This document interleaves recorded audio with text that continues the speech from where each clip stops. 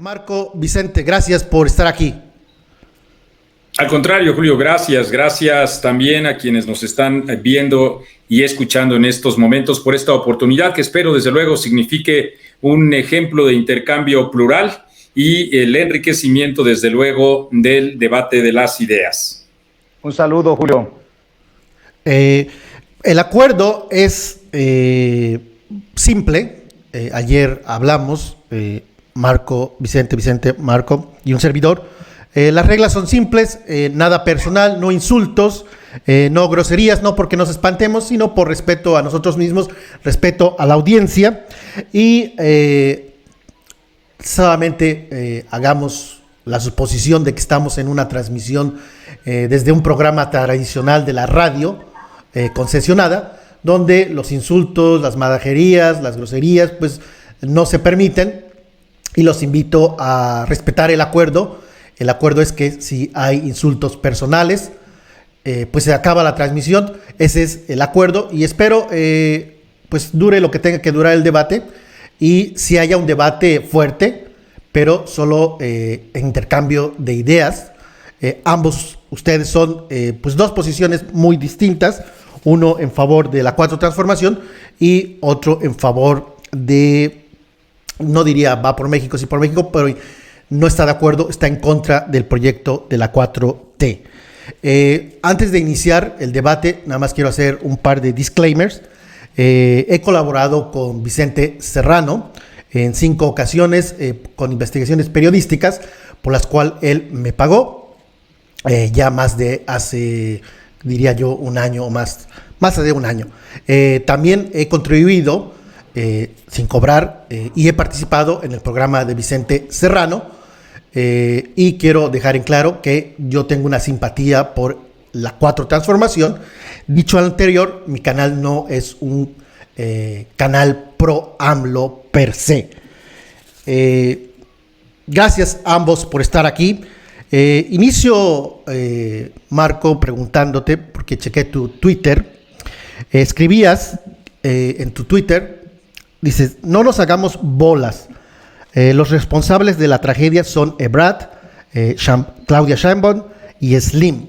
Te pregunto, Marco, ¿por qué excluyes a Miguel Ángel Mancera, siendo el ex jefe de gobierno por 6 años? ¿Por qué la exclusión y solo mencionar a Ebrard y Sheinbaum? En primer lugar, porque opiné en relación con el dictamen, pero también en segundo lugar, porque como periodista uno tiene que registrar una determinada información que es la que tenía que ver con el dictamen. Y si ustedes, acuciosos como son y quienes nos están viendo en estos momentos, pueden verificar abajo del tuit, digo, y señalo también que Miguel Mancera sí está implicado, debe de responder ante las autoridades. Incluso en un tuit más reciente aún, Julio, acabo de grabar precisamente a propósito de esa pregunta que tú me haces, incorporando con esa diferenciación entre lo que se desprende del dictamen parcial ahora y lo que es mi opinión subjetiva después, señalando claramente con su nombre y su cargo a Miguel Ángel Mancera. Pero antes de precisar aún más al respecto, creo que es importante señalar 2 aspectos centrales. Primero, claro que respetaré el acuerdo, Julio, si yo soy justamente el promotor de ese acuerdo, entendiendo que un debate solo tiene sentido cuando se expresan las ideas. Y en efecto también dije, quizá faltó señalarlo, dentro de nuestro propio acuerdo, que por respeto a tu casa, por respeto a quienes nos están viendo y sobre todo también por respeto a mí mismo, es que omito las groserías, no por el espacio público de que se trate de una radio convencional o tradicional, Julio, sino porque cuando se trata de un debate más allá de eso, es importante poner las ideas. Cuando se rebasa ese mismo parámetro ético y profesional, entonces también lo dije, de manera privada, por supuesto, sí podemos hacer los desfiguros y creo que te consta que puedo hacer esos mismos desfiguros, insisto, en privado. Entonces, con la misma transparencia con la que tú hablas en esta conversación, voy a tratar de demostrar 3 cosas. Primero, que el gobierno y sus corifeos no son de izquierda. Segundo, que la comunicación que apoya al gobierno no es periodismo y que esa comunicación, además de intolerante, carece de bases culturales y profesionales, de referentes profesionales, de referentes teóricos, prácticos, históricos y bibliográficos. Eso es lo que voy a tratar de sustentar en esta conversación, desde luego atendiendo, como lo hice, primerísimo lugar a la pregunta que tú me hiciste en relación con Miguel Mancera y que te reitero, ahí, Miguel Ángel Mancera, ahí mismo en 2 tweets he colocado también a ese personaje, por supuesto, porque ningún funcionario debe ser intocable en relación con las trapacerías que ahora costaron muchísimas vidas. ¿Y Vicente, déjame preguntar, ¿y qué es periodismo de acuerdo a Marco Levario Turcot? ¿Quiénes son los personajes, los ejemplos a seguir en el periodismo mexicano, Marco? Digo nada más porque tengo esas dudas. Yo preferiría, desde luego, esas y las que sea. Yo también tengo algunas en relación con tu actividad de comunicación. Quisiera, salvo que tengas, por supuesto, otra propuesta, y de antemano te digo que la aceptaría, que nos guiáramos con estos temas. Digo yo que mi primer tema es que el gobierno y sus corifeos... Pero si propones otro tema, perdón, si propones otro... Es que no quedamos en eso, es que no quedamos en ningún tema. Lo que tú digas, yo estoy proponiendo esos 3, pero si tú tienes otros, adelante. Yo estoy dispuesto a tener el intercambio que sea con cualquier tema. Yo propuse 3, puedo escuchar los que tú propongas y desde luego de antemano te digo que los acepto.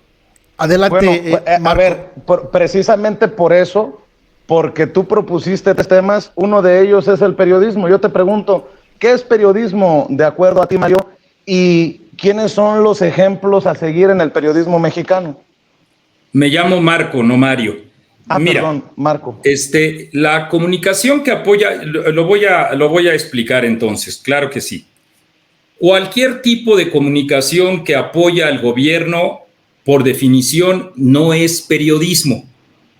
De tal suerte que, desde mi punto de vista, por ejemplo, Héctor Aguilar Camín, durante la presidencia de Carlos Salinas de Gortari, no ejerció el periodismo, sino un sistema de relaciones empresariales y políticas que lo llevaron a tener una empresa boyante en materia de cultura y literatura en Nexos y Cali Arena.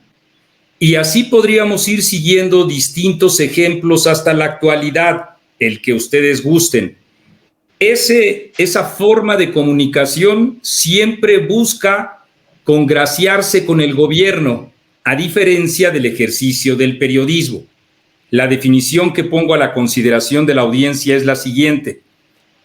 El periodismo tiene una función social o deja de ser periodismo, y para ello debe incluir al menos 3 elementos: el registro de los hechos, el deslinde de los hechos con la opinión, y 3, el cuestionamiento sistemático y permanente del gobierno, trátese del gobierno que se trate.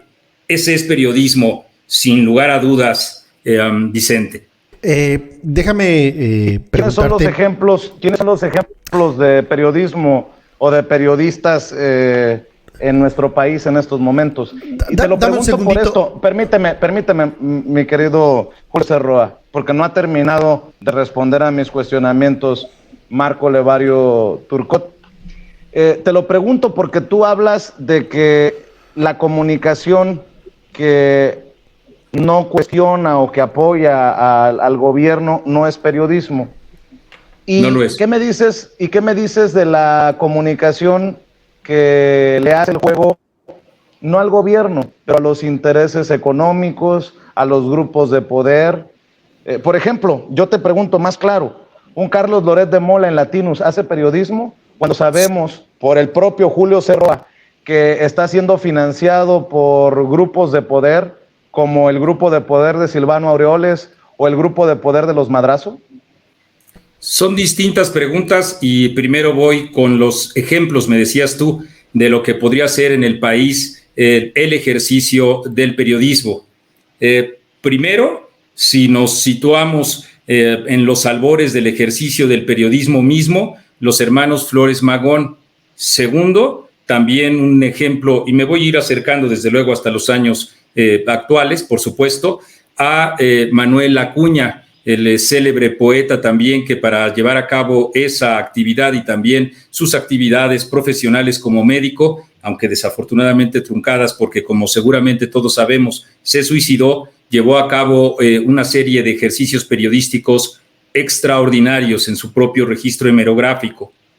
También, Marco, ¿por qué no nos evitamos tu clase de historia? ¿Por qué no vamos a la actualidad, que es lo que te pregunté? Perdón que te interrumpa porque luego se nos va el tiempo. No te preocupes, lo que trato de demostrar es también la ignorancia de los defensores del gobierno. Entonces me vengo más para acá, por supuesto que sí. No me cabe la menor duda de que el propio Julio Scherer García es uno de los exponentes más importantes, junto con Pérez Yergo, con José Pajés Yergo, quise decir, en la revista Impacto y en la revista Proceso, respectivamente.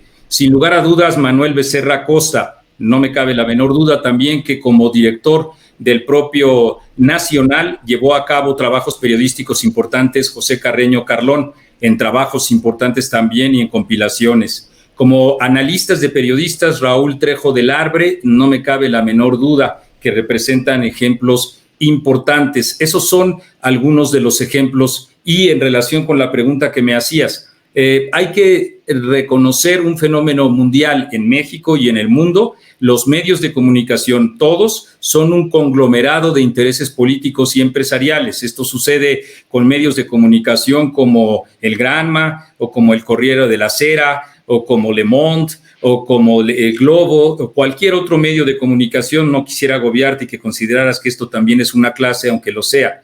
Entonces, no hay ningún ejemplo en el mundo, esto es al revés, Vicente, no hay ningún ejemplo en el mundo de un medio de comunicación en el que no concurran empresarios y en el que no concurran definiciones políticas para incidir, porque los medios de comunicación son, además de tener un aporte social, son actores políticos en todos lados. ¿En el tuyo tampoco? La Jornada, como lo es Sin Embargo, como es Latino, como lo son todos ellos, etcétera. Pretende, somos muy modestos, yo quisiera tener esa misma trascendencia, pero no lo hemos podido lograr nosotros. Hay otros, como tú lo has señalado, como Carlos Loret de Mola, o como Sin Embargo, como Animal Político, que tienen un aporte invaluable dentro, más allá de lo que yo opine, desde luego, un aporte invaluable dentro del intercambio público.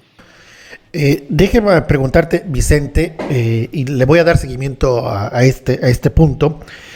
Vicente, déjame preguntarte sobre Ebrard. Políticamente responsable, debería renunciar. No quiero salir del tema de los medios, voy a regresar, pero inicié con el tema de Ebrard. Políticamente responsable, Ebrard debería renunciar al gabinete, dado el dictamen que se dio a conocer hace unos minutos, unas horas. Mira, yo no voy a caer en la irresponsabilidad de ser el juez. Creo que debe de llegarse hasta las últimas consecuencias con el dictamen. Yo no voy a jugarla de experto como el señor que debate con este servidor en tu espacio, Julio, quien ya hizo un juicio total sobre los responsables y de lo ocurrido. Yo sí soy responsable, yo sí soy mesurado en ese sentido y voy a ser claro. Si es Ebrard, si es Sheinbaum, si es quien sea, que pague el que tenga que pagar, que se haga justicia. Pero en este momento histórico, el que diga que tiene los pelos de la burra en la mano para decir que Ebrard debe renunciar o que Claudia Sheinbaum es responsable, pues está mintiendo y miente descaradamente por ignorancia, por soberbia o por hacer el juego a esos que tienen intereses de golpeteo político contra estos personajes. Déjenme ponerles este audio breve de Jorge Ramos con León Krause y quiero preguntarles algo. Pero también quisiera completar lo que acaba de señalar ahorita Vicente. Adelante. Para ese otro punto. Primero, hay cosas en las que sí soy un experto. Soy un experto en materia de medios. Soy un experto en materia de periodismo y de teoría también de periodismo. Soy también escritor. No sé cuántos libros tú hayas escrito, Vicente. Yo tengo uno que se llama Delirios. Déjame también hacer un comercial, que es de literatura, uno de periodismo, el de periodismo de ficción. y el más reciente también, entre sodas y refrescos, traguitos de recuerdo, que es historia de los refrescos en el mundo, en particular en Estados Unidos y en México. Entonces, en eso sí soy experto. En lo que no soy experto, en efecto, es en ingeniería, en traves, en todas estas cosas que más bien implican al ejercicio del periodismo estudiar. Tenemos que estudiar habitualmente todos los temas sobre los que podemos opinar. A juzgar por el dictamen dice, no yo, el dictamen dice, Julio, amable audiencia, que este fue construido con evidentes irregularidades, tanto en materiales como en la forma en la que fue dispuesto. Así lo sintetizo. Esa definición, que no es mía, sino de una empresa extranjera además, es la que delimita que aquí existen responsables. Yo afirmo que en un país democrático y donde se respeten las leyes, cualquier funcionario probablemente, presuntamente y con todos los condicionantes que siempre establece la ley antes de acusar, responsables de una situación como esa, deberían, por razones éticas, renunciar y ponerse a disposición de las propias autoridades, que son, a final de cuentas, quienes, junto con los dictámenes, eso sí, de expertos, delimitarían quiénes son los responsables, si Marcelo Ebrard, si Claudia Sheinbaum, si Miguel Ángel Mancera, o si todos en conjunto con distintos niveles de responsabilidad. Eso es lo que yo sostengo. Pero no es lo que escribes, Marco Levarón. Sí, yo digo que es el principal responsable. No nos hagamos bolas, dices, no nos hagamos bolas. Los responsables de la tragedia son Marcelo Ebrard, Claudia Sheinbaum y Carlos Slim. De acuerdo a tu juicio, no, nadie dijo eso, porque además podría haber muchos otros responsables abajo de estos personajes. Así que me parece muy temerario de tu parte, y yo no tengo libros escritos como tú, pero creo que sí, no necesito escribir libros para ser experto y decir que esto que escribes es una irresponsabilidad, porque ningún dictamen se ha hecho un juicio, tú estás haciendo un juicio, y qué bueno, nada más hay que sostenerlo, porque también es periodismo, el periodismo de opinión, y creo que ahí, cuando estabas definiendo el periodismo, se te olvidó que mucho de lo que hacen ustedes en la revista, etcétera, no tiene el ABCDEFZ del periodismo, porque mucho es opinión, y la opinión se vale, nada más hay que sostenerla sin máscaras, Marco. Sí, esto ya no parece debate, sino pregunta de dos periodistas, y con todo gusto también te respondo. Una cosa es lo que dice el dictamen y el propio seguimiento que las autoridades están obligadas a hacer y a dar, de la que tú, Julio, y quienes nos están viendo debemos ser respetuosos. Y otra cosa es, en efecto, una lectura que considero precisa, que muchos también lo consideran así, el propio Ebrard, te lo repito, Vicente, que esta publicación, la que hizo The New York Times, lo involucra directamente a él. ¿Y por qué hablo del New York Times? Te voy a decir por qué estoy hablando de hoy. Te voy a decir por qué estoy hablando de The New York Times. Porque buena parte, el corazón de la propia información que publica el diario estadounidense, que para el presidente de la República es también un pasquín, el único pasquín en el mundo que no es para el presidente de la República es La Jornada, vamos, ni siquiera ustedes, Chihuahua, pero es el que difundió información que fue filtrada. Nosotros no, claro, para Andrés Manuel no somos periodistas, y eso me da mucho orgullo. Me queda claro. Bueno, sigamos. Entonces, ese documento que fue difundido, el documento del dictamen, por eso te dije que hablaba de The New York Times, porque el dictamen que hoy conocimos tiene buena parte de su registro en lo que publicó The New York Times, periódico al que reaccionó el propio Marcelo Ebrard. Vamos, Julio, tú mismo acabas de iniciar esta pregunta señalando si debería o no renunciar Marcelo Ebrard, porque una lectura evidente para quien tiene más de 3 dedos de frente es que este resultado implica como principal responsable, reitero, no nos hagamos bolas, a Marcelo Ebrard. Por eso tú, Julio, o si estoy equivocado, por favor, corrígeme, es que haces precisamente la pregunta periodística si debería o no renunciar el propio Marcelo Ebrard. Yo me alejo de la parte técnica porque también no soy experto y me enfoco en la parte. Julio. Pero preguntabas por eso, ¿no, Julio? Yo dejé de escuchar. Me quito de. Estoy en me desmarco de la parte técnica, no soy experto, no tengo estudio. Julio. ¿Me escuchas ahí? Parece que no ¿Buscaré salir bien y entrar o cómo le hacemos? Porque no escucho. Dame un segundito. ¿Me escuchas, Marco? Sí, yo te escucho perfectamente. ¿Me escuchas, Vicente? Parece que... Yo lo que estaba diciendo es que tú habías hecho esa pregunta precisamente porque, sin ser expertos, lo que se infiere del dictamen es que se encuentra Marcelo Ebrard como uno de los principales responsables. Sí, por ahí va mi cuestionamiento, nada más esperando a que regrese desde luego. Vicente Serrano para darle seguimiento. Mientras pongo y leo los comentarios de la audiencia para quienes están sintonizando la voz de Julio en este momento. Debate en vivo, Vicente Serrano, Marco Levario, ambos periodistas. Ya está de regreso Vicente Serrano. No sé si me escuches, Vicente. Ahora sí te escucho. Gracias, Vicente. Gracias, Marco, por estar aquí. Claro que sí. La pregunta, sin ser experto, yo tampoco tengo conocimientos, pero políticamente creo que es válida la pregunta. Sí, Marcelo Ebrard. ¿Y por qué digo Marcelo Ebrard? Porque pues se atribuyen fallas en la construcción. Y por eso de ahí mi pregunta es si políticamente, no técnicamente, obviamente técnicamente él no tiene nada que ver, Marcelo Ebrard, pero políticamente, jefe de gobierno, se construyó la línea 12 en su mandato, si tiene responsabilidad políticamente y si debería renunciar, pero ya ustedes ya lo discutieron, pero ese es el interés de la pregunta. No, coincido totalmente contigo, Julio. Pues claro que evidentemente de lo que se desprende del dictamen, sin ser expertos, es que el responsable, no nos hagamos bolas, estoy sosteniendo lo que digo, es también Marcelo Ebrard, y por eso creo que al menos mientras continuaran las investigaciones debería haber renunciado. Así de sencillo, podemos o no estar de acuerdo, pero eso es lo que yo planteo.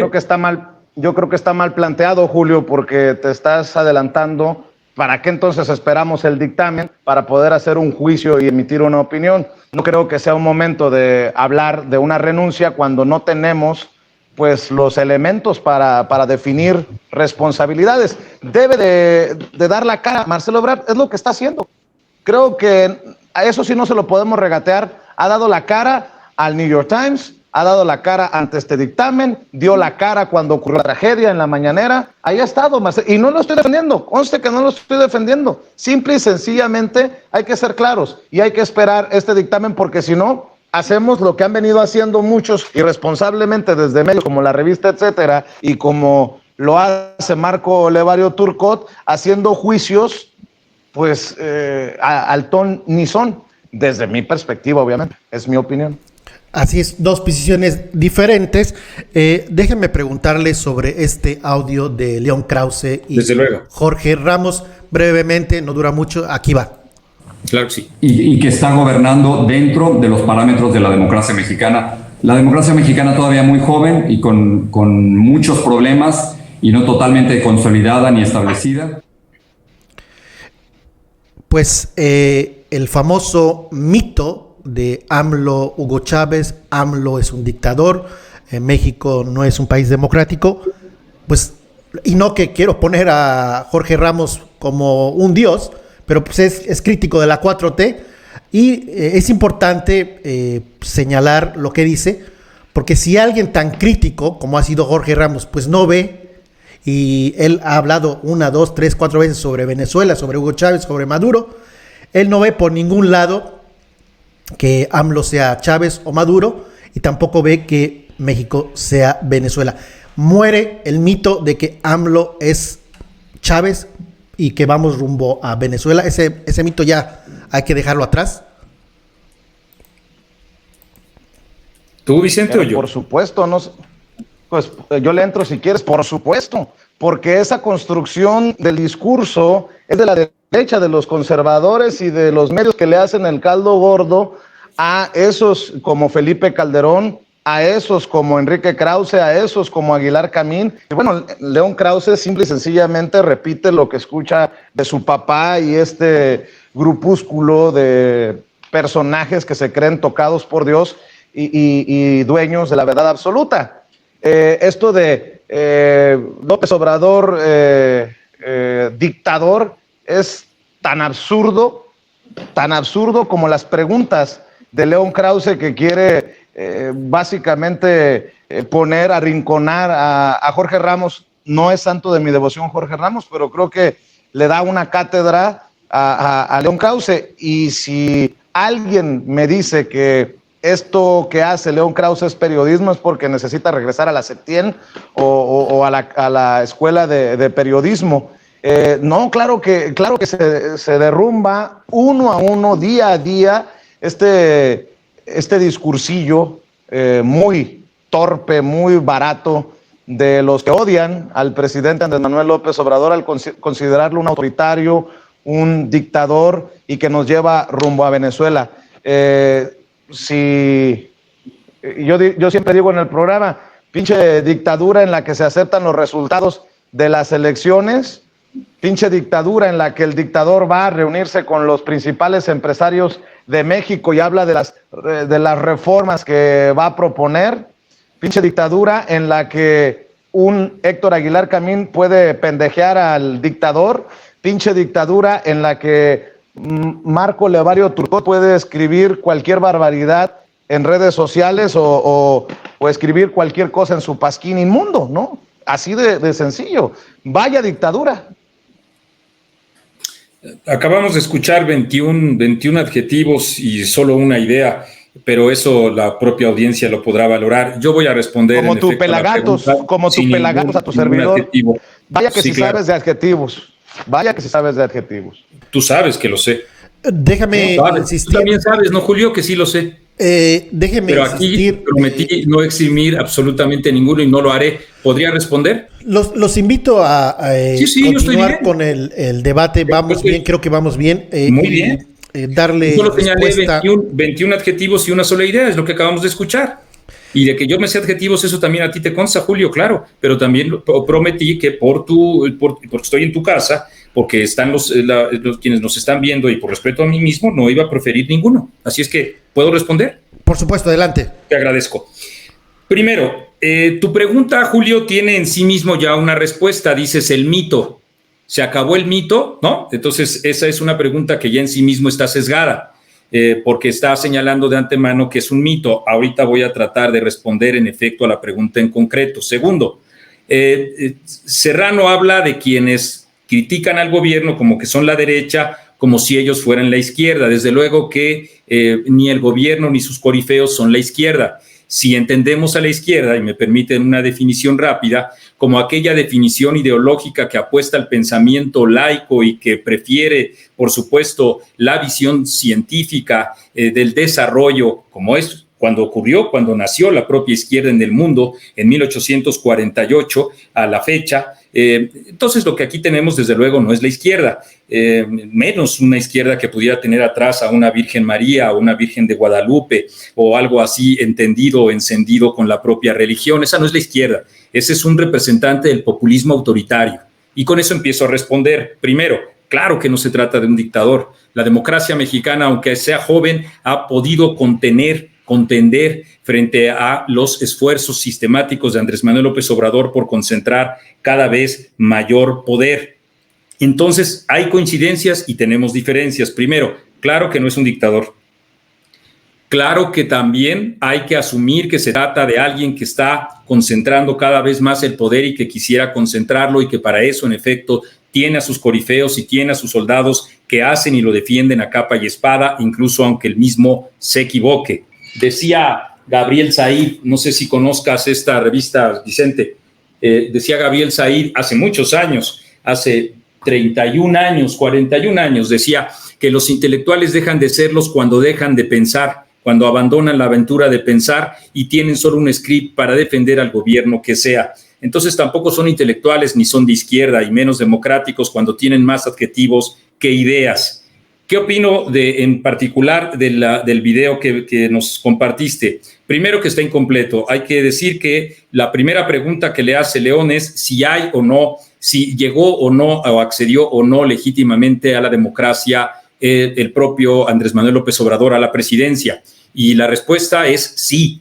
Es un presidente legítimo. 30 millones de personas votaron en su favor en unas elecciones que nadie ha cuestionado, ni las de entonces ni las de ahora, porque demócratas está en todos los que reconocen los resultados electorales. 2, dice Jorge Ramos que no es para él no es un demócrata, que esa es la pregunta, es un demócrata, no que si es un dictador o no es un dictador. Y él dice que sí es un demócrata. Yo tengo una diferencia. Me parece que un demócrata tendría que hablar de pluralidad, de heterogeneidad, más allá de estar criticando intenciones o fines aviesos de quienes no coinciden con él. Debería o valdría la pena en una visión demócrata discutir las ideas, las propuestas y no estar descalificando. Me parece que por eso no lo es. Y finalmente, sobre León Krause y su padre también, él mismo a mí me ha pedido, y creo que tiene razón, en que es importante disociar la carrera de uno y la carrera de otro, y yo creo que él tiene razón. En relación con los dos, a mí no me gusta ni su periodismo ni la manera en la que lo ejerce. Recordemos que compartió hace poco también un video en donde se ruboriza porque Andrés Manuel López Obrador le reconoció que hizo una buena pregunta, pero en verdad se ruboriza, no lo estoy exagerando, se pone rojito y le dice todavía no hay necesidad de este elogio.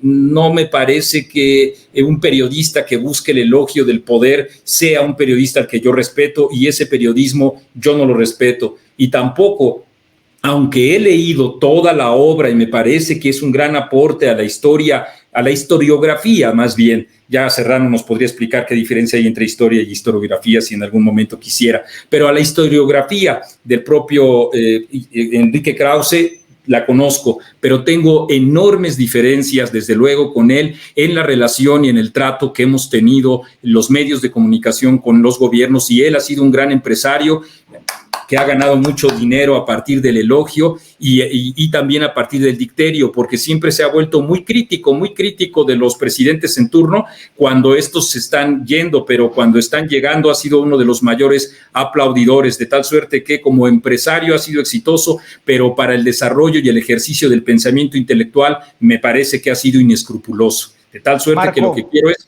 totalmente deslindarme de eso.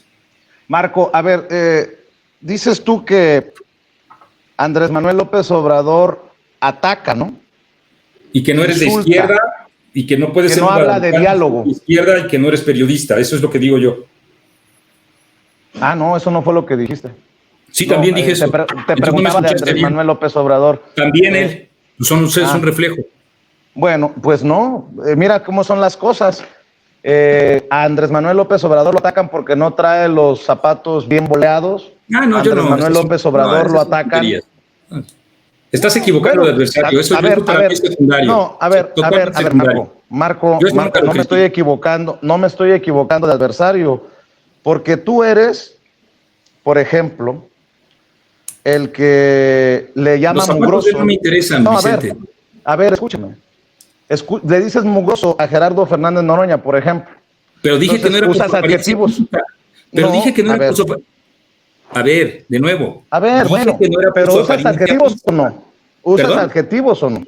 Sí, en esta conversación estoy evitándolo. Bueno. En esta conversación estoy evitándolo. Ah, no. Fíjate nada más cómo son las cosas. Pero en esta conversación también estás hablando con el que has señalado como pelagatos. Entonces, pues no me digas, no te des aires de grandeza, porque también eres un personaje que tira la piedra y esconde la mano. Así que sí, vamos un poco de entendiéndonos. No me puedes decir a mí que no soy periodista. Y que no eres de izquierda y que tampoco sabes de periodismo. Eso sí lo supongo. No, bueno, antes... a ver, Marco, creo que... Y los zapatos de Andrés Manuel. Un poco de periodismo eres tú. Okay, a ver, pero los zapatos... uno a la vez, por favor. Sí, es que mezcló distintos temas. Me decía de Andrés Manuel López Obrador y los zapatos, y yo le digo que ese tema no me importa. Déjame insistir en lo que dice, o dices que la pregunta en sí ya va... Es secundario, no faltemos al respeto a nuestra audiencia, hombre, los zapatos del presidente. Déjame preguntarte sobre el mito. ¿Tú crees, alguna vez has creído que no es mito eso de que Hugo Chávez, Fidel Castro, Nicolás Maduro es López Obrador, de que vamos a Venezuela o rumbo a Venezuela, donde hay una asociación de San Paulo y donde recibe órdenes López Obrador para llevarnos a convertir a México, palabras más, palabras menos, en una Venezuela? ¿Tú crees? ¿Has creído en eso? Esa pregunta sí tiene sentido, no los zapatos. A ver, vamos a responder esa. Desde mi punto de vista, el populismo autoritario es un fenómeno mundial que se enfatizó a partir de 1997 hasta la fecha, cuando todos creímos que la caída de los grandes dictadores, ustedes se acuerdan, Ceausescu, años atrás, la caída del muro, etcétera, etcétera, cuando todos creímos que la democracia era o se había ya instalado en el mundo, empezaron a surgir distintos personajes que se sienten la encarnación del pueblo, que empiezan a hablar del pueblo en lugar de la sociedad diversa, heterogénea y plural, y que empiezan también a presentarse como una propuesta de solución de todos los problemas. Esto comenzó en Bélgica, o esto continuó también en Filipinas, ustedes se acuerdan bien, y casi gana en Francia, se acuerdan también hace algunos años. Bueno, este fenómeno en América Latina resurgió, por supuesto. En Argentina tiene ya muchos años, desde luego, desde mediados del siglo pasado hasta la fecha. En Brasil, con sus regímenes militares y también populistas, Tancredo Neves, todo ello. Y así nos podemos ir con distintos países. Uruguay, cada uno con sus propias singularidades. Hay que ver ese fenómeno así, no con la torpeza con la que lo vio Enrique Krause o León Krause, que decían que los rusos, Natasha y Boris Malosnov, estaban en México para hacer no sé qué fregadera. Esas son tonterías. Entonces, estoy hablando de un fenómeno que ahora se expresa específicamente en Nicaragua, en El Salvador, y en México también, de tal suerte que esta visión del populismo autoritario, desde luego, por supuesto, que tiene símiles y que tiene incluso campañas y comunicaciones en algunos momentos idénticas, como cuando aluden estos personajes autoritarios a Cristo, cuando aluden en un caso a Bolívar y en el otro caso a Benito Juárez, cuando Benito Juárez y Cristo es como una América Guadalajara, así de diferentes son, o cuando alude a Francisco y Madero y luego a Zapata, que fueron adversarios, etcétera, etcétera. Entonces acuden a los mismos parámetros, a los mismos aspectos de comunicación. De esos hay aproximadamente unos 15 ejemplos prácticamente exactos, pero lo que yo diría es que México a la mexicana, tomando como referentes históricos a Venezuela, a Brasil, a Argentina, etcétera, etcétera, también a Nicaragua y con Salvador, también tiene coincidencias. Acuérdense que México acaba de quedarse calladito en relación con lo que está pasando en Nicaragua y con el principio de la no intervención enarbolado, ustedes se acuerdan, 1974 por Luis Echeverría por primera vez y recuperado por Andrés Manuel López Obrador después. Entonces, claro que hay parámetros que sí se asemejan, que son similares, que son idénticos, que no podemos negar. De ahí a decir que va a pasar exactamente lo mismo, eso es también una tontería. Pero hablas de Francia, Ceausescu, Francia, ahí el movimiento de derecha, Ceausescu, comunismo. Julio, si me permite. Nada más déjame insistir en esto, Vicente. Me escuchen. Sí, dame un segundo, Vicente. Déjame insistir. Pero, déjame insistir, Marco, en esto de Hugo Chávez, Maduro, López Obrador. Por supuesto, si algunos inclusive tontamente dirán, si alguien tiene bigote, pues ya automáticamente es Hitler. Pero más allá de esas similitudes que tú mencionas, estrictamente, ¿tú crees que México va hacia el camino que Venezuela? ¿Tú crees que hay un parecido muy, muy marcado entre López Obrador y Maduro, Hugo Chávez? Muy marcado como referencia histórica, insisto, en los parámetros que implican concentración del poder, en los parámetros que implican un solo hombre como el salvador de la patria, en esos parámetros. Pero esto está ocurriendo o podría ocurrir a la mexicana. Hay una diferencia, hay muchas diferencias también, enormes.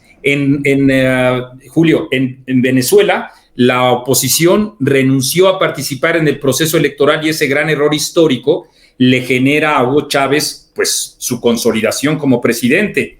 En México, por fortuna, los demás partidos participaron en este proceso electoral y con eso han ido acotando esta suerte de concentración, pero me callo, por supuesto, por respeto a Vicente, que ha tenido algunos problemas técnicos y yo he hablado demasiado para que, por supuesto, él dé la opinión que considere oportuna. Adelante, Vicente.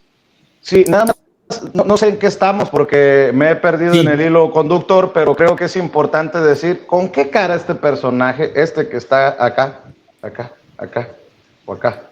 este personaje, critica mi periodismo cuando dice, por ejemplo, en redes sociales. No, yo no critico tu periodismo. A ver, déjame hablar, pues. Déjame yo hablar. Digo que no es periodismo. No, pues entonces, a ver, bueno, pues ha de ser muy buen periodismo el tuyo, decir, promover fake news en redes sociales. Y no te has disculpado, por ejemplo, con tu audiencia. Dices tú, Kamala Harris informa a EFE que pidió a López Obrador que deje hacer su trabajo sin obstáculos a las ONGs y a la prensa. El gobierno mexicano ocultó el planteamiento de la vicepresidenta de Estados Unidos. Esa es una mentira. Y eso no es de un gran periodista como tú, Marco Levario Turcot. Ahí está en tu página de Twitter. Gran periodista el que dice, por ejemplo, de alguien a quien yo sí considero periodista, Álvaro Delgado. Álvaro Delgado es pendejo o malintencionado. Si es lo primero, pobre, no tiene la culpa. Si es lo segundo, por eso su credibilidad está por los suelos. Mira quién habla, el que sale con sus camisitas ahí hablando de payasos, como nos llamas tú, a algunos compañeros que nos dedicamos a los medios independientes. Dices después, AMLO le dijo a Kamala Harris que hizo una limpia a la silla presidencial por si las moscas. Qué pinche vergüenza constatar que el cristiano, que a veces es juarista, hoy mostrara su faceta de creyente en los chamanes. La bestia cree que ocupando así espacios en los medios gana. No, pues Marco, me queda claro que te voy a contratar para que me des unas clases de periodismo. Termino escribiendo un par de libros como los tuyos. No nos hagamos, Marco, porque aquí por más que quieras dar una cara, tú sabes muy bien de qué patita coges. No entiendo, Julio, estábamos hablando de un tema, luego sale el otro. ¿Qué quisieras, que tú eres el moderador? Adelante, las preguntas, los señalamientos que hace Vicente y preguntarte, Marco, ¿qué significa eso? Sí, también me llamó muchísimo la atención, bestia. ¿Quién es la bestia? Ya. Entonces son varios temas. Primero, no critico en modo alguno el supuesto periodismo de Vicente porque he dicho que no es periodismo. El tuyo tampoco, Mario. El tuyo tampoco.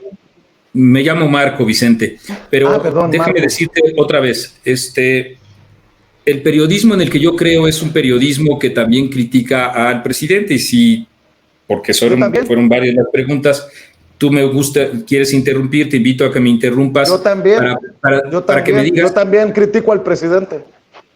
¿Cuáles serían tus tres principales críticas? Pero antes de ir a las críticas, no quiere votar a favor de la consulta popular para impulsar a los expresidentes, por ejemplo, ¿no? ¿Decías, Julio? Que no hay. Adelante, nada más para darle de publicidad fluidez, oficial. Para darle fluidez, Marco, si puedes contestar los señalamientos y eso de la bestia, ¿quién es la bestia?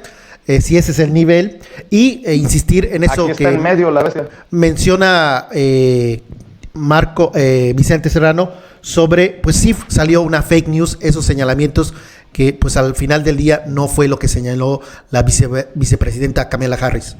Sí, con todo gusto voy a hacer la respuesta, por supuesto. Primero lo de la vicepresidenta, Kumbala, ya nada más le faltó decir al presidente, ¿no? y cantarle la canción de Maldita Vecindad y los hijos. Ya cálmate, Mario. Pero, entonces, bueno, no es Kumbala. ¿Qué es lo que ocurrió, Julio? Y lo podemos verificar. Les invito sobre todo a la audiencia y a ti, Julio, como moderador imparcial de este debate. ¿Qué fue lo que pasó? Que EFE la agencia española informa que ella, la vicepresidenta, había señalado estos dos aspectos, los de la crítica a las ONGs y la crítica a la prensa. Eso es lo que ella dijo según el propio parte informativo de EFE. En ese momento, yo por supuesto hice un video en donde hago esta crítica. Desde luego, en el programa que tengo de 8 a 9 de la noche, informamos que la propia vicepresidenta aclaró en su momento, horas después, al video que yo grabé, que no se había referido a las ONG, y así quedó sentado también en el propio video que compartimos en todas nuestras plataformas. En efecto, en mi cuenta no, porque es más importante, etcétera, que yo. Salgo yo en la cuenta de etcétera, señalando que la propia vicepresidenta había dicho que eso solo lo había señalado al presidente de Honduras. Y así fue como nosotros Guatemala. Entonces, sí, Guatemala. Okay. ¿Ya ves?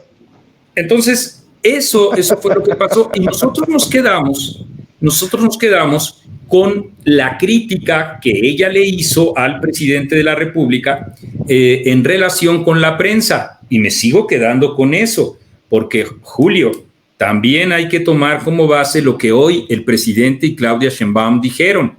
Uno, el presidente señaló que todos los medios han criticado al gobierno federal y al gobierno de la Ciudad de México por lo de la línea 12, con excepción de la jornada, y horas después Claudia Sheinbaum señaló que no, le pidió a los medios de comunicación que no volvieran a hablar del tema. Eso lo dejo por si consideras importante que en algún momento lo retomemos. Bien.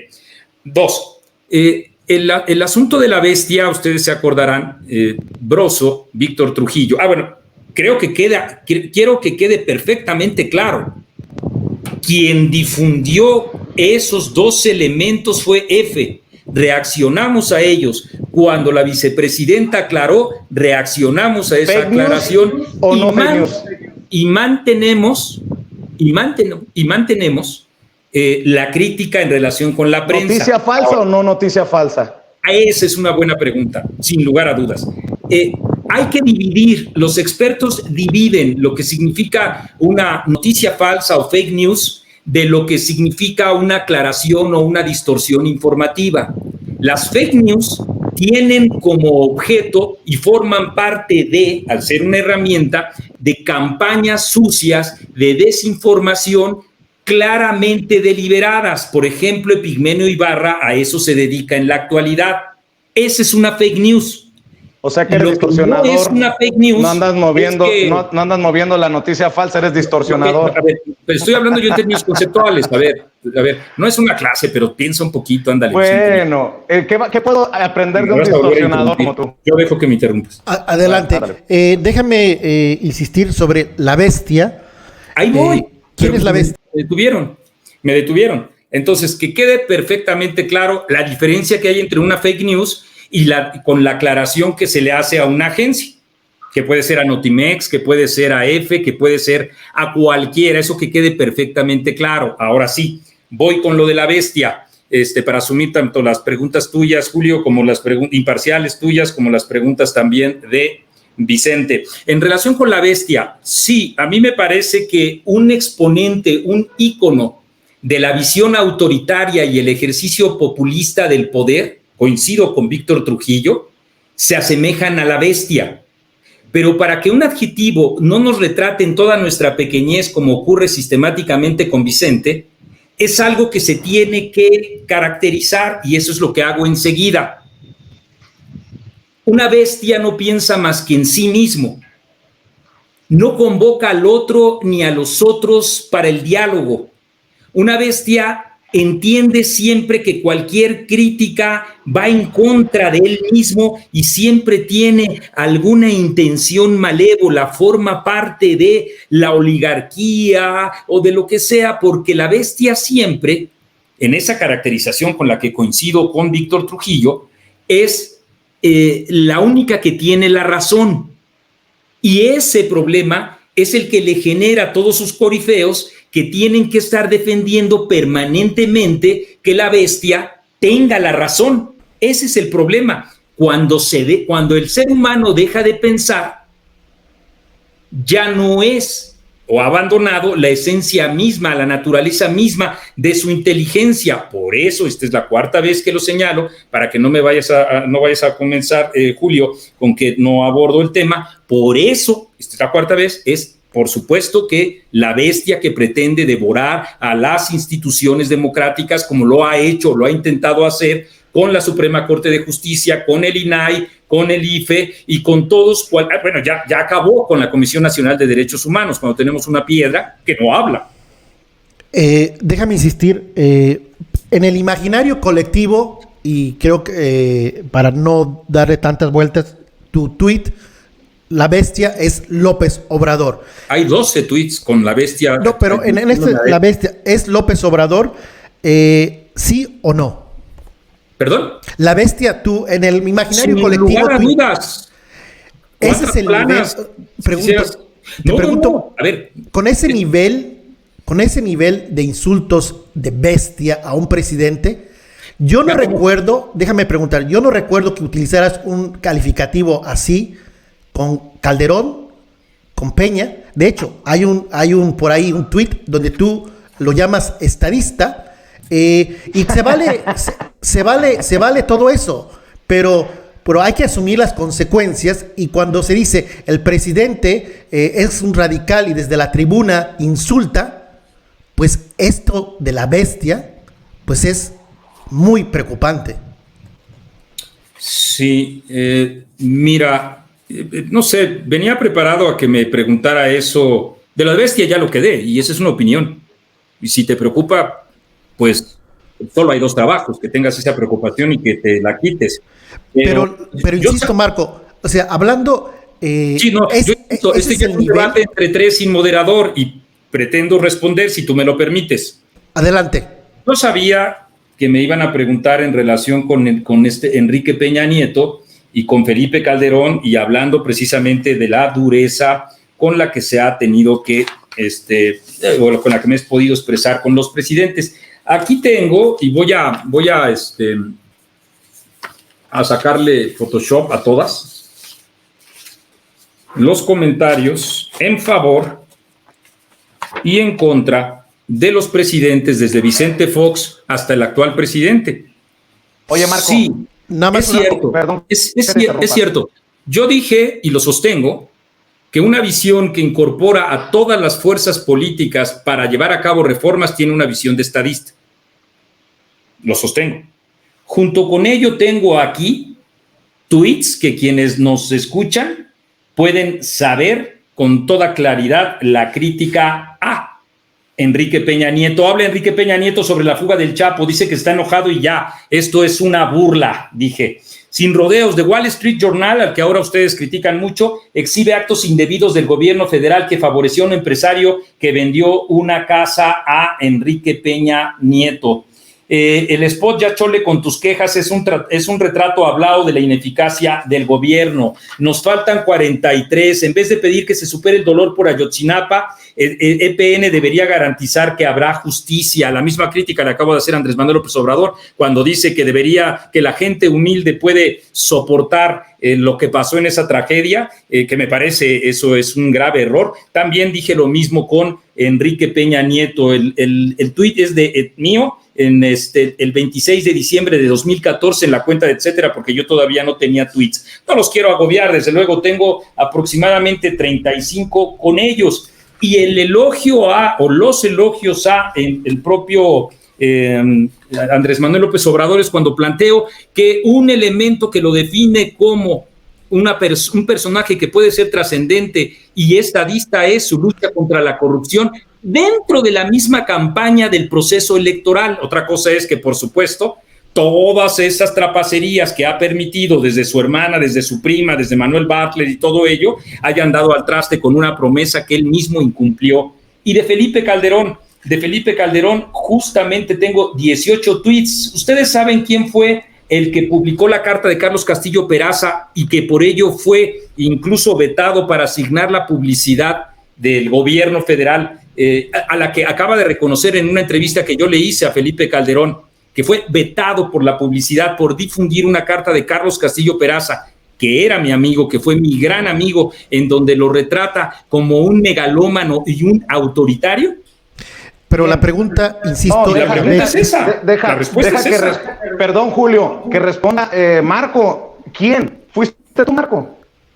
¿Perdón? ¡Claro! Aquí está, hermano. Bueno, a ver, entonces déjame preguntarte, aprovechando la recta, ¿cuánto ha recibido la revista Etcétera en el sexenio de Calderón de publicidad oficial? ¿Cuánto recibió en la de Peña Nieto? ¿Y cuánto ha recibido en este sexenio de publicidad oficial? En este sexenio de publicidad oficial hemos recibido nada.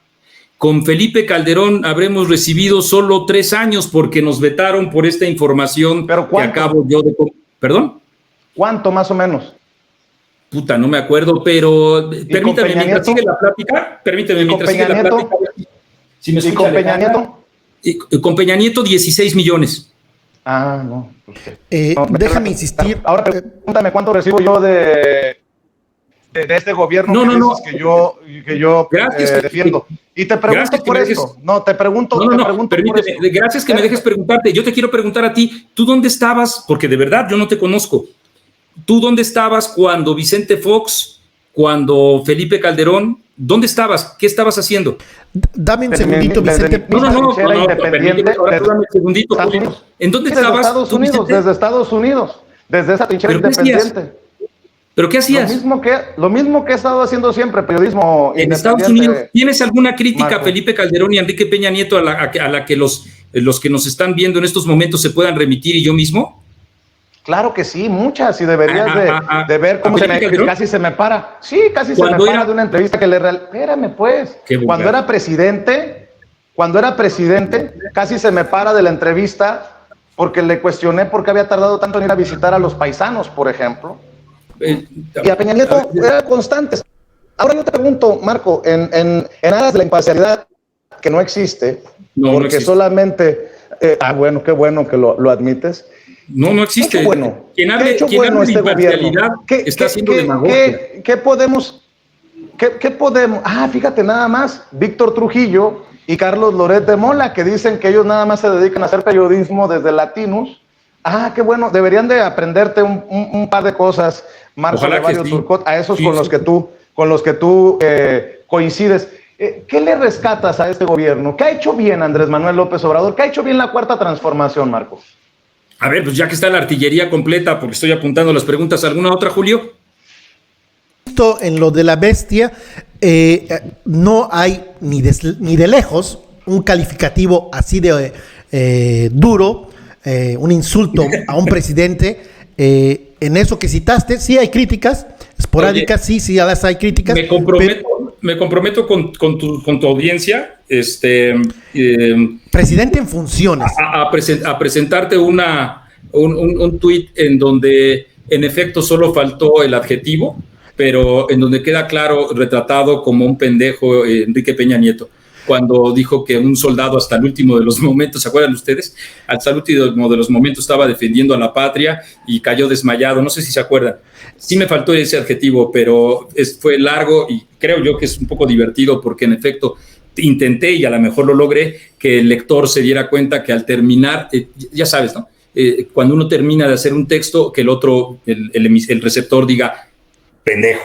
Y estaba en funciones, desde luego que estaba en funciones. Y cuando le llamé corrupto, estaba en funciones. Y cuando le llamé corrupción a la estela de luz, estaban en funciones. Todos esos estaban en funciones. Yo no soy Enrique Krause para entonces después llegar y decir, ha muerto el rey, viva el rey. No, de ninguna manera. Por supuesto que no. Sí los tratabas yo no sé cuál te parezca, yo no sé qué adjetivo, porque eso es muy subjetivo. Pero sí lo tratabas con respeto, respetabas más la investidura. No, lo que tengo que reconocer es una cosa. Creo que tenemos el peor presidente que yo he tenido en mi vida. No, pero más allá de que sea el peor presidente. No más allá. Es precisamente porque yo tengo un diagnóstico respecto de lo que representa la bestia como riesgo para la democracia mexicana. Pero en su momento, vamos a dejar, transportémonos. Como el damnificado de la publicidad oficial que es, hombre. Dame un segundito, Vicente, y los dejo, nada más para insistir en esto. En su momento, Peña Nieto fue considerado el peor presidente, el presidente más corrupto. En ese momento, tal vez algunos dirían, pues también era una bestia y jamás, ni de lejos, aquí yo digo ni de lejos, y se vale que no, tal vez simpatizabas, tal vez para ti era un estadista, se vale todo tenía eso. Que cuidar la publicidad oficial. Pero hay que ser cuidar, no se podía arreglar, no se podía arriesgar a que le hicieran lo mismo con Peña Nieto que con Calderón. Uno por uno, porque si no, no oye la audiencia, Julio. Vamos uno por uno. Ver, ya nada más termino. Primero ya izquierdo que lanzaste. A ver. Nada más haciendo énfasis. Primero lo voy a decir con toda claridad. Por supuesto que me parece que Andrés Manuel López Obrador es un riesgo para la democracia y en ese sentido es incomparablemente el adjetivo la bestia en relación con cualquier otro presidente al que también he criticado. Y claro que sí, estás verbalizando algo que es obvio. Por supuesto que mis críticas son mucho más acendradas. Para alguien que me parece representa un enorme riesgo para la democracia. Y cuando nosotros durante 3 años, a propósito de esto de damnificado de la publicidad, cuando nosotros dejamos de recibir publicidad de Felipe Calderón, de ninguna manera le llamamos la bestia, porque no representa de ninguna manera el mismo riesgo que el propio Andrés Manuel. ¿Y con la guerra contra el narcotráfico? Ándale. Es que son varias. Sí, sin duda. A mí me parece que la guerra que llevó a cabo Felipe Calderón fue fratricida, fue fallida, lo mismo dije. Pero no de bestia, ¿no? No de nivel bestia. Nada más que ninguno de esos dos presidentes, ni Enrique Peña Nieto ni Felipe Calderón, felicitaron a los narcotraficantes por haberse portado bien. No te equivoques. No los felicitaron, negociaron con ellos, por eso está en el bote Genaro García Luna. Bien dicho, Marco Levario Turcot. El presidente hizo eso. Entonces, ahora sí vámonos con lo de la imparcialidad. Sí, si me lo permites, en este gancho sí está respondido, Julio. Oye, nada más. ¿Te permites insistir por deseada vez en la bestia? No. Nada más falta que nos digas cuánto recibiste de de publicidad oficial de Calderón. No, ya, está muy padre. A ver. No, déjame nada más. No, yo pienso que no fueron más de 8 millones, pero no tengo ningún problema. Ponle 15, ponle 18, ponle lo que quieras. O sea, yo no tengo ningún problema por eso. Todo está completamente normado en relación con las propias asignaciones y no tengo mayor problema. El problema es ese, precisamente, que cualquier tipo de crítica que reciba el propio gobierno, los corifeos, lo que responden es precisamente llamarle chayote al chayote, cuando en realidad el chayote todos sabemos qué es. ¿Llamarle chayote al chayote? Ándale, chayote pues. Te proyectaste, viejo. No, llamarle chayote al chayote, te voy a explicar por qué. Porque la historia del chayote, ¿sí sabes cuál es, Vicente? AMLO. ¿Qué? No. ¿Sí yo una historia me sé del chayote. Que dije una torpeza cuando dije llamarle chayote al chayote. ¿Sí sabes cuál es la historia del chayote? No, lo que yo sé es el concepto, la definición que tenemos. No, espérate, la definición. Uno a la vez, por favor. Lo importante es lo de hoy.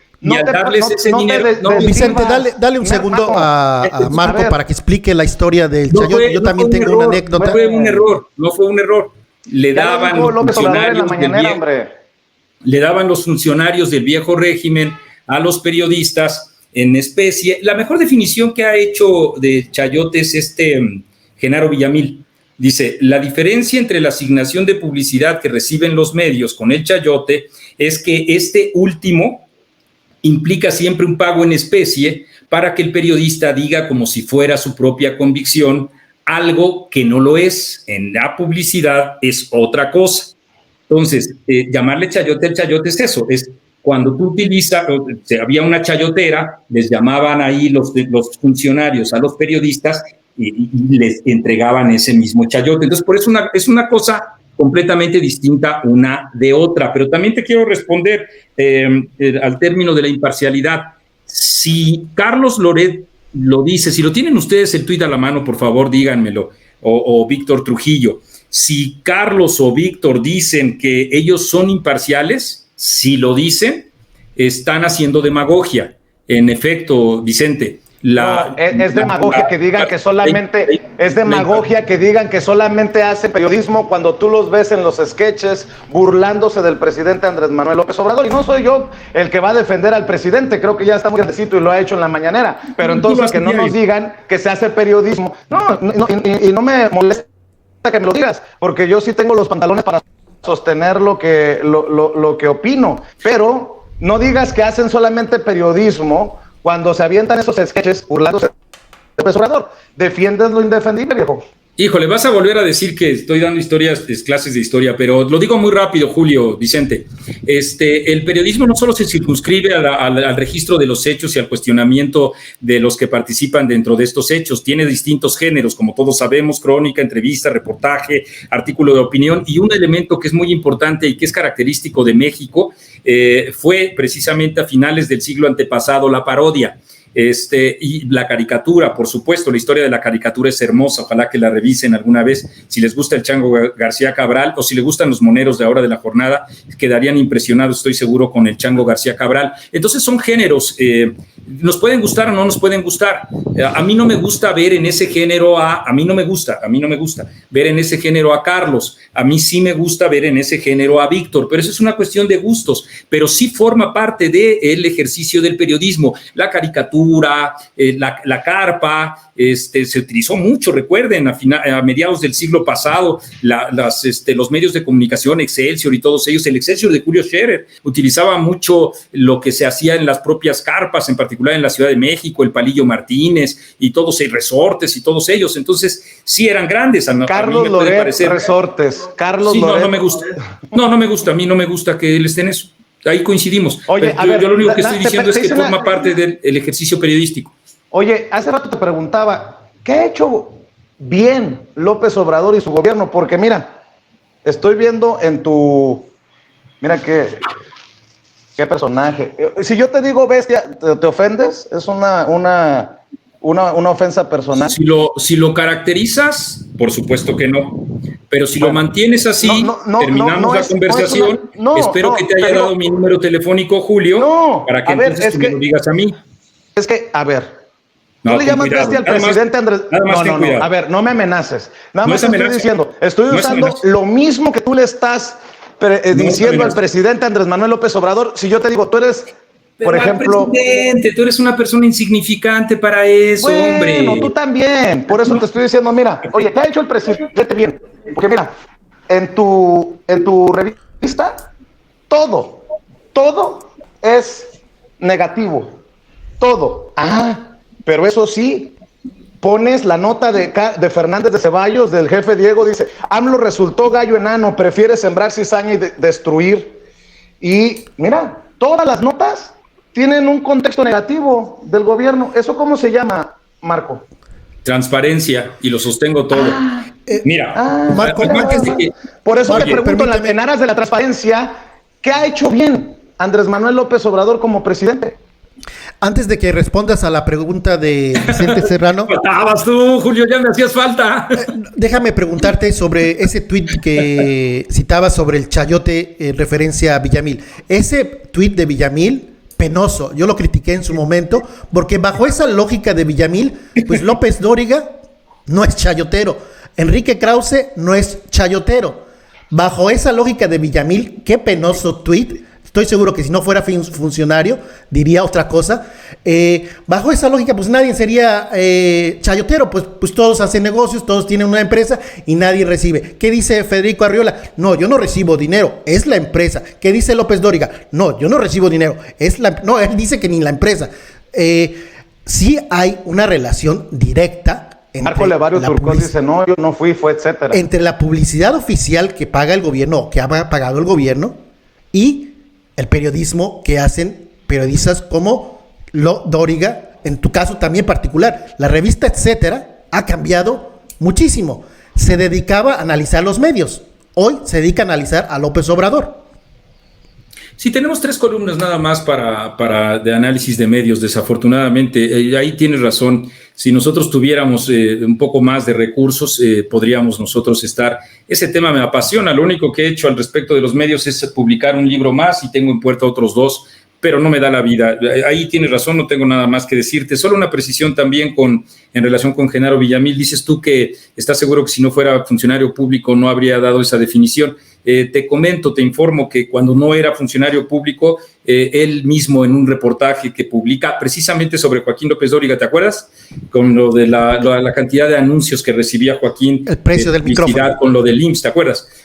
Ahí mismo, y todavía no era funcionario, establece ese distingo. Creo que es importante. Y creo también que es importante porque yo mismo señalé que, en efecto, uno de los elementos más fuertes, más criticables a los gobiernos, en particular a Enrique Peña Nieto, era el enorme gasto de publicidad que se estaba dando. En esos momentos, cuando el presidente Enrique Peña Nieto era y estaba en funciones, y no cuando estaba en declive, sino justamente a la mitad de su propio mandato, de tal suerte que, claro que me parece, y nosotros lo publicamos, debe haber algún editorial, me comprometo con tu audiencia, Julio, y también a darte todos estos tweets de los que estuve leyendo hace poquito. Me faltó uno largo de Calderón, pero aquí los tengo. En relación con la publicidad, también señalé que el presidente Andrés Manuel López Obrador acertaba en dos cosas, Serrano. Primera, en disminuir la publicidad, etcétera. Desde el 2001, que empecé a dirigirla yo, tenía y tiene y sostiene dos planteamientos importantes. Primer planteamiento, debe reducirse la cantidad de asignación de publicidad. Con Enrique Peña Nieto llegó a niveles de 25,000 millones de pesos. Un acierto del presidente Andrés Manuel López Obrador es haber disminuido sustancialmente ese tipo de gastos. Y para empatizar con lo que dices, Julio, en efecto, gastos enormes en agencias de publicidad, de periodistas, de todos los periodistas. Si tú crees que quiero omitir el nombre de Joaquín López Dóriga, ya lo dije. A lo que yo me estoy refiriendo es a que es un conjunto, de un fenómeno social. Por supuesto que sí. Eso estaba legalmente permitido, pero no debería de existir. Y lo pusimos una y otra vez y dijimos que la publicidad era una razón de Estado. Cuando el presidente de la República, Andrés Manuel López Obrador, determinó primero en campaña y luego en sus planteamientos y sus compromisos que iba a disminuirla, nosotros también lo reconocimos. Tengo varios videos también al respecto. El problema es que el presidente dijo que se iba a reglamentar con criterios claros, con requisitos específicos para los medios y poder ser asignados la publicidad, y eso no ha ocurrido. De tal suerte que aunque menos monto, y qué bueno que sea menos el monto, aunque menos monto, se sigue repartiendo de una manera discrecional a un grado tal en la que en 2 años estamos hablando no de 16 o de 4 o de 5 millones para una plantilla de 32 personas que éramos entonces, de 550 millones de pesos. De eso estamos hablando. Entonces, más que como un damnificado de la publicidad, creo que vale la pena ver coronado el esfuerzo de etcétera. Yo tenía 34 años cuando lo iniciamos. Ver coronado el esfuerzo de etcétera porque se disminuya ese recurso y al mismo tiempo se reglamente. Nosotros consideramos que eso es lo que debe hacerse. Y a propósito de los reconocimientos, ese es uno, Vicente. Sí, y nada más, porque ahí sí estamos de acuerdo. Yo espero que no bajen el presupuesto, sino que lo desaparezcan de la publicidad. Sí, oficial. Hay quienes sostienen eso. Nada más porque hace falta reglamentación. Yo pregunto, ¿y la asignación para etcétera? Hablando de insignificantes, pues yo creo que tu tiraje ni tu audiencia te da para recibir 20 millones de pesos en ningún gobierno. Marco, ¿y quién te lo asignó? ¿Quién te lo dio? ¿Quién pompó? No, yo nunca, la verdad, primero es que ya ahora, etcétera, desde hace 2 años no es una publicación impresa. Segundo, y creo que también es muy importante decirlo, nunca recibimos nosotros esa cantidad de 20 millones, que de todas maneras estaríamos hablando, imagínate tú, de apenas 3 millones de pesos por año, ¿no? Por año, nada más multiplica 6 por 3, pues 18, y ni siquiera llegamos a eso, llegamos a 16, y ese está aproximadamente 2 millones de pesos por año, imagínate tú, y luego divídelo entre meses, entre 12 meses, pues el asunto no es más que de 250,000 pesos por mes para una publicación como la nuestra. En un país de tantos pobres, para ti es insignificante. Ya me doy cuenta de tus análisis, Marco. Bueno, en materia de los gastos de 25,000 millones de pesos, sin duda, por supuesto que lo son. Yo no coincido contigo. Mucha gente sí decía, por ejemplo, el vocero de Vicente Fox o una autoridad en la materia que se llama Raúl Trejo del Arber, muy crítico del presidente Andrés Manuel López Obrador, que como tú dicen, no debería de haber publicidad. Si no la hay, pues que se tome y que tome el gobierno la decisión y que no la haya. Si la hay, pues entonces que se reglamente, así de sencillo, así es como yo lo veo. Pero también creo que vale mucho la pena señalar algo de lo que, etcétera, no es, habiendo aclarado, por supuesto, de lo que se trata en estos ingresos de 200,000 pesos en promedio por mes para personas que estábamos trabajando, que éramos 32, no me parece que sea, excesivo, siempre excesivo en relación, desde luego, con la pobreza extrema, eso sin duda, también hay que reconocerlo, y que el problema con los propios medios de comunicación, no solo privativo de etcétera, sino de todos los medios de comunicación, son los pésimos tirajes.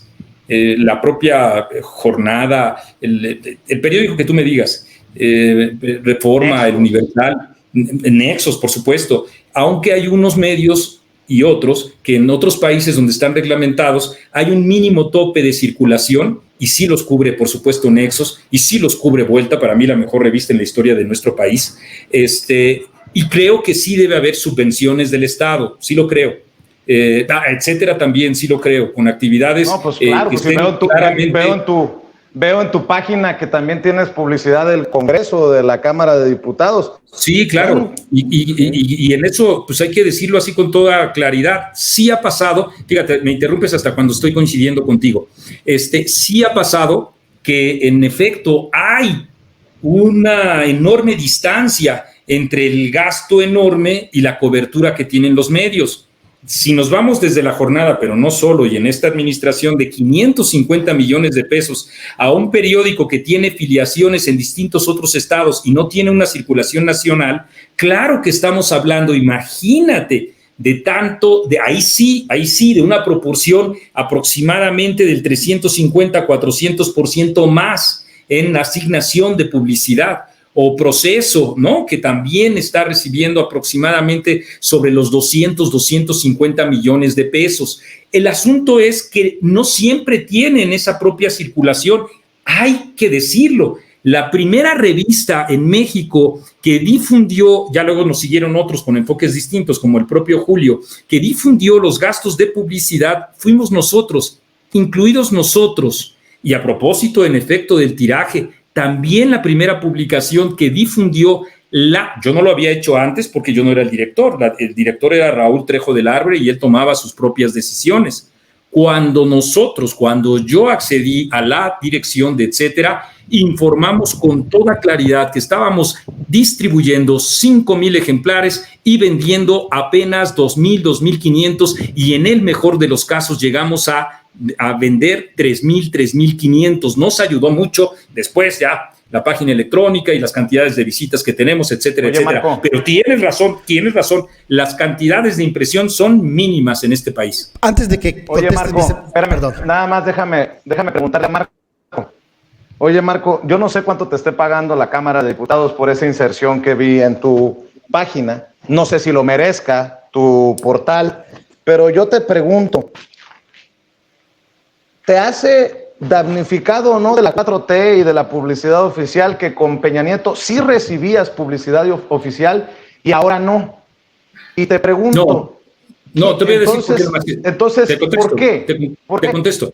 A ver, te contesto. Lo que me da mucho gusto es que, por supuesto, ya esto ya no es un debate, sino una entrevista, y la entrevista también la concedo, por supuesto.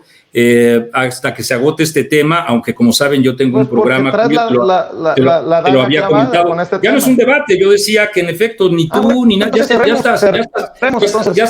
dame un segundo. Ya hasta se desapareció la Virgen de Guadalupe.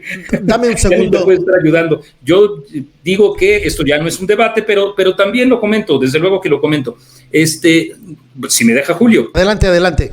Sí, no, por supuesto que no. Uno de los efectos importantes que ha tenido la decisión de disminuir la publicidad de parte del propio gobierno de la República, más allá de las distorsiones y el uso faccioso que ha hecho de los recursos, es que en efecto los medios de comunicación volteen a encontrar otros mecanismos de ingresos, a otras formas de comunicación y no somos privativos de eso.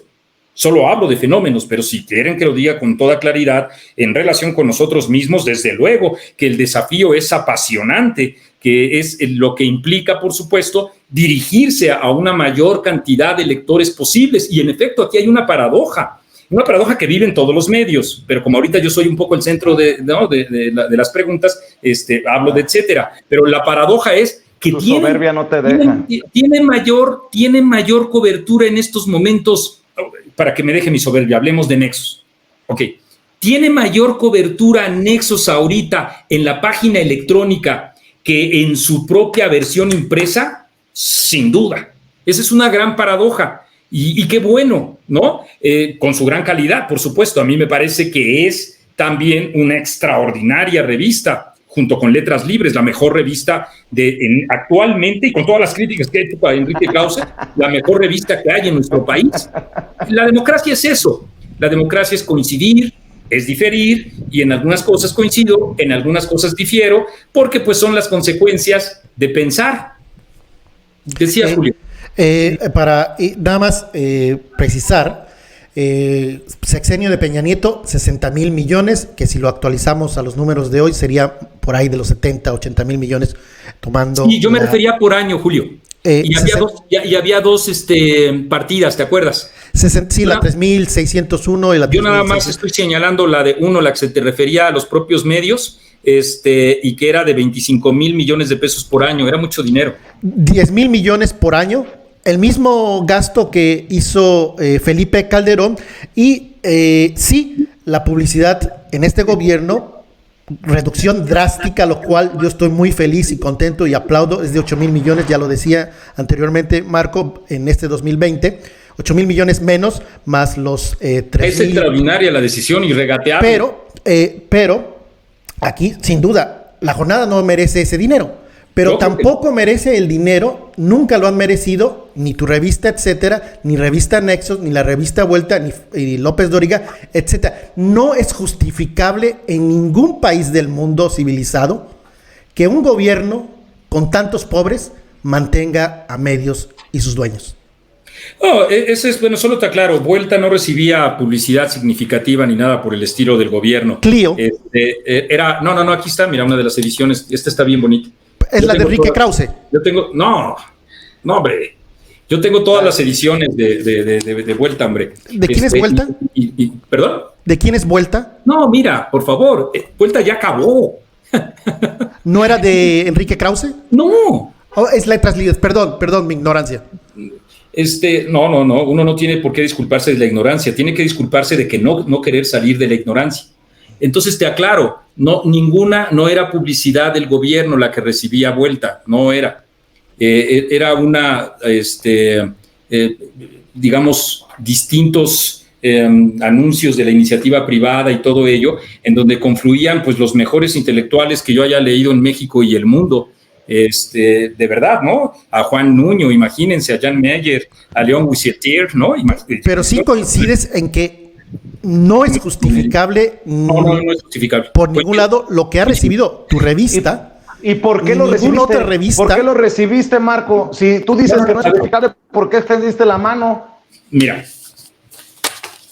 es muy importante señalar que existe un entramado de asignación de publicidad que es la que determina la existencia de los propios medios de comunicación, y era, y sigue siendo, esté yo o no esté yo, era y sigue siendo un elemento central para la pervivencia de medios, en efecto, como etcétera, y ahora que dije etcétera, por supuesto que me puedo tomar la licencia de hablar de la jornada. La jornada estaba prácticamente en quiebra y ahora estoy hablando de ti. Si tu ética dice que no debería de recibir un medio dinero de la publicidad oficial, ¿por qué recibiste? No sé si 5, ni 10, ni 15, ni 20 millones, es lo de menos. ¿Por qué recibiste un peso? A mí que me criticas, yo no he recibido un solo centavo. Puedes decir que no hago periodismo, pero por lo menos te puedo decir que tampoco soy vendido. Es que no me parece ilegítimo la recepción de dinero de publicidad ni para tu canal. ¿Lo estás diciendo? Ni que fuera, no, a ver, no confundamos. La legitimidad que se basa en un ordenamiento legal, por supuesto que tú y yo y quien sea puede recibir ese legalmente dinero. Se chingaron los gobiernos anteriores al pueblo de México y fue legalmente. Eso ya es para un mitin. A ver, yo te estoy aclarando, no hay contradicción. Lo legítimo no siempre es legal y lo legal no siempre es legítimo. En este caso, los medios de comunicación, porque tú dices que hablas de mí, yo quiero hablar de mí y de los demás medios de comunicación. Hablo de que los demás vengan a hablar también de ellos. Y hablo de mí por respeto a la transparencia del único medio de comunicación en México que ha hablado, que llamó la atención sobre esta cantidad de gastos, sobre lo que recibió. Sabes que no hay necesidad de que tú veas en Compranet o en donde sea, en las páginas de transparencia, lo que recibió, etcétera.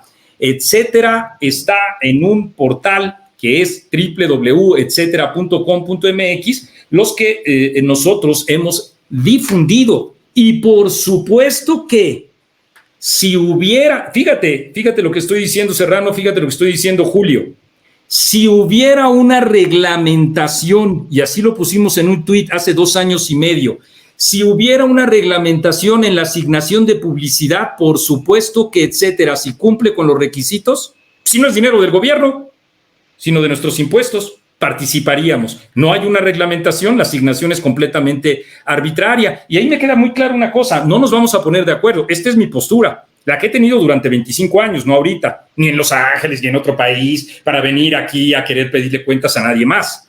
Eso es justamente el resultado de un granito de arena, si ustedes quieren, de transparencia y de crítica a la asignación de publicidad que ningún otro medio de comunicación en México ha hecho, y eso es irregatable. No hay lo subrayo, Serrano, no hay ni un medio de comunicación en México desde hace 21 años a la fecha que no haya señalado el dispendio, la legitimidad sin reglamentación, la necesidad de su propia reglamentación y su disminución, y haya abierto la discusión para ver si se puede acabar o no. Hay quienes, como tú, como Rubén Aguilar, el vocero de Fox, como los que he dicho, que dicen que se acabe.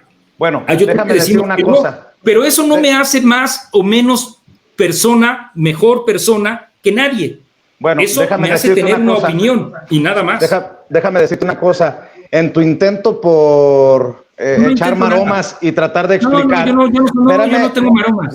Te has mostrado tu clasismo, tu discriminación. Hablas de gente que viene desde otro país a querer exigir respuestas. Por supuesto, no se nos quita a los mexicanos, no se nos borra la M de mexicanos porque cruzamos la frontera. Tan mexicano es el que está aquí y debe de exigir respuestas como el que está en Chicago, el que está en Los Ángeles, está en Nueva York. Eso te hace precisamente el personaje insoplable que eres, Marco, porque no te das cuenta de tu clasismo, no te das cuenta que lo que acabas de decir minimiza los derechos de los mexicanos que están en el exterior para exigir que las cosas se hagan y se hagan bien. Por personajes como tú, hay algunos en el INE que no le dan precisamente el derecho a los mexicanos al 100% para votar como debería de tenerlo cualquier mexicano, no importando si está en Estados Unidos o está en México. Lo dijiste tú, no lo dije yo. ¿Y saben qué? Mi querido Julio, hay que preparar un programa porque de aquí, de esto, no se vive de aire. Y bueno, como yo no extiendo la mano al Congreso o al gobierno federal, pues yo sí tengo que ir a ganarme los centavitos con visualizaciones en el programa. Ya tenemos más de 1 hora y media aquí conversando. Y yo te quiero agradecer por la invitación y quiero agradecerle también a Marco Levario que haya venido a exhibirse un poquito aquí en La Voz de Julio. ¿Algún comentario para cerrar? Yo también, sí, no, ninguno, nada más. De ninguna manera yo me referí, por supuesto, a que alguien que no esté en el país no tenga ningún derecho a hacerlo. Yo me refiero, y lo sigo sosteniendo, a que es muy importante, por supuesto, hablar cuando se tiene una trayectoria específica de confrontamiento permanente con este y con los demás gobiernos, en particular con la bestia que pretende devorar a la propia democracia. Ese es mi planteamiento, por supuesto. También vamos a preparar nuestro propio programa, espero que ustedes lo vean y pues te agradezco mucho, Julio. Qué bueno que tuvimos este intercambio, en verdad, Vicente, y por cierto también, ojalá que YouTube establezca también criterios específicos para que no pase lo que te ha pasado con la censura. Expreso toda mi solidaridad en lo que quepa, porque este tipo de cosas no te pasen ni a ti ni a nadie, y en esa misma tesitura luchar y estar siempre en favor de la libertad de expresión, aunque se diga lo que uno no quisiera escuchar. Eso es precisamente nuestro talante democrático. Por eso fui de los pocos defensores que critican al gobierno federal de la estancia de Abraham Mendieta aquí, a quien no se le debe cuestionar su carácter para poder opinar de lo que quiera y estarlo así. Así es que si este programa el propio Abraham lo ve, sabe que esa ha sido mi postura, sabe que seguirá siendo mi postura. Lo mismo con Penny Ley, cuando también la han criticado por criticar al gobierno por su propia procedencia. A ambos les mando un abrazo muy fuerte, y yo también me despido, sobre todo con la audiencia, con los compromisos que establecí para enviarte esta serie de tweets, y por supuesto esperar que en algún otro momento sigamos teniendo este intercambio. Por muy duro que haya sido, creo que hemos podido dar un ejemplo de lo que significa un intercambio enterado, en donde puede quedar perfectamente claro nuestras diferencias, y ese es el caso, eso es lo que importa, y yo también me despido. Muy buenas tardes. Gracias. Vicente, ¿algo más? Marco, antes de que te vayas, antes de que se vaya, quiero decirle que no necesito su teléfono personal para mentarnos la madre ni nada por el estilo. Esto no es personal, creo yo.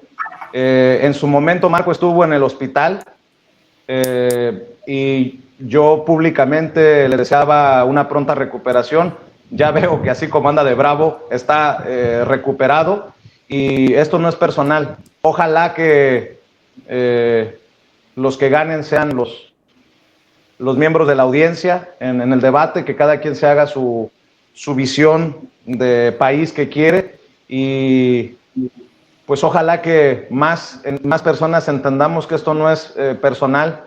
Ojalá que se acaben las amenazas de muerte para muchos periodistas. No me voy a tirar al suelo como víctima, pero ojalá que así también cuando nos amenazan de muerte te solidarices, Marco, porque muchos de la prensa tradicional nos quieren ridiculizar, nos quieren minimizar, y ustedes tienen que entender que en esta realidad, en esta nueva realidad de la comunicación en México, también nosotros, los pinches youtuberos, los payasos como nos llamas, merecemos un asiento en la mesa del diálogo nacional.